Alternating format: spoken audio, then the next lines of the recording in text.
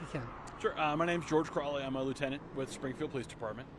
Shortly after 11 o'clock today, SPD responded to a house in the 700 block of 60th Street after receiving a call that there had been a dispute, an assault had occurred, and shots were fired. So our officers initially responded, made contact with the victim of the assault, got details about what had happened.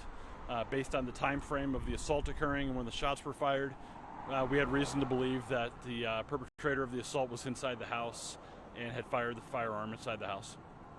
We set up a secure perimeter. After doing that, we called in resources, armored resources, and reached out to the Lane County Sheriff's Office as they have an armored vehicle that allows us to get close up front to the house and allows our officers to check inside. We also activated the Metro drone team, which is members of EPD and Springfield PD that were able to go inside the house with drones without endangering officers. And once we entered the house, we realized the perpetrator of the assault appears to be deceased from a self-inflicted gunshot wound. Sergeant, Lieutenant, talk about the drones, what they saw inside when the drones went in, what your department did to take action to enter the premises. The drones were able to get inside and pretty quickly assess that the suspect in the assault was down on the ground and appeared to suffer a self-inflicted gunshot wound. They maintained observation of the other areas of the house while our SWAT operators were able to go inside and safely confirm that was the case. Medics also went inside just to do another confirmation that the subject was deceased, and at this time we're going to continue the investigation as an assault and a suicide. So there's how many people are involved in this situation? 2 people. Can we talk about who they are? They're related by marriage. It's a domestic incident that occurred. The assault was a domestic violence incident, and that's the perpetrator and the victim are related husband and wife. When you started deploying resources and getting the drones in there, was there any communication at all with anybody when you arrived, or was it all over and done with by then? When we arrived, we were able to contact the victim who had fled the house and went to a neighbor's house.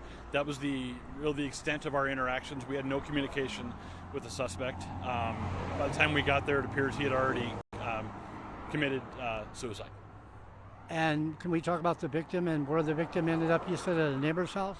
Victim went to a neighbor's house. However, medics did arrive on scene for an evaluation, and she's being treated for injuries suffered as a result of the assault.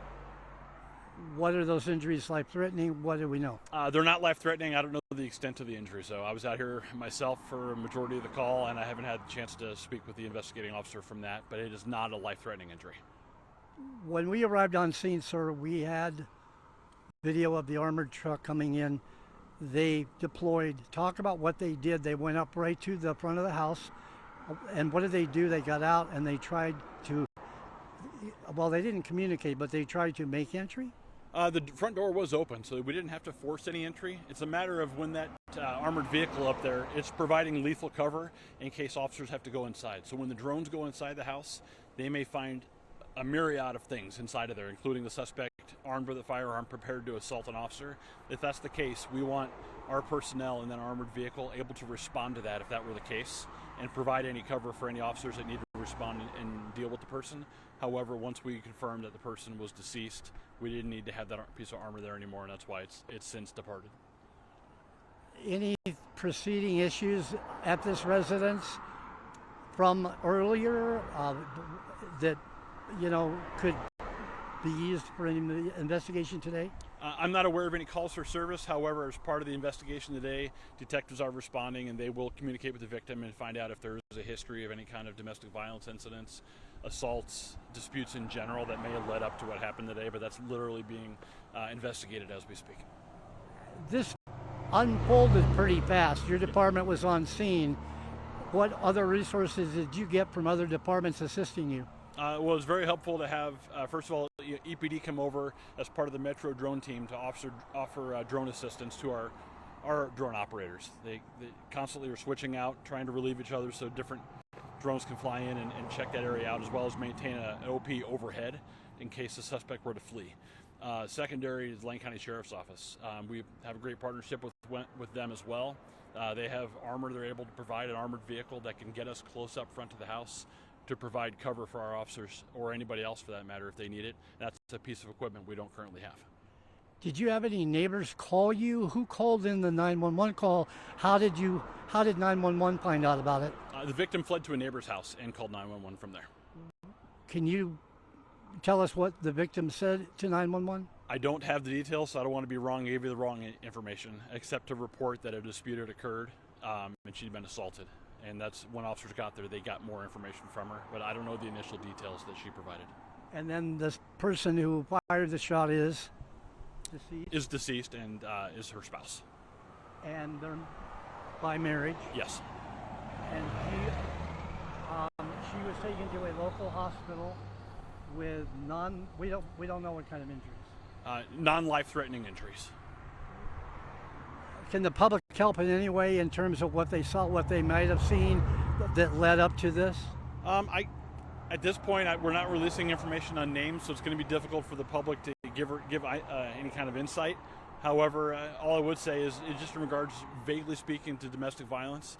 If a member of our community knows somebody that is a victim of domestic violence or is a victim of domestic violence, we're here to help them. We're here to intervene and advocate on the victim's behalf and hold an offender accountable. So please reach out to us if you are aware of that being the case. You and I just had a discussion a month ago about this because we had another issue.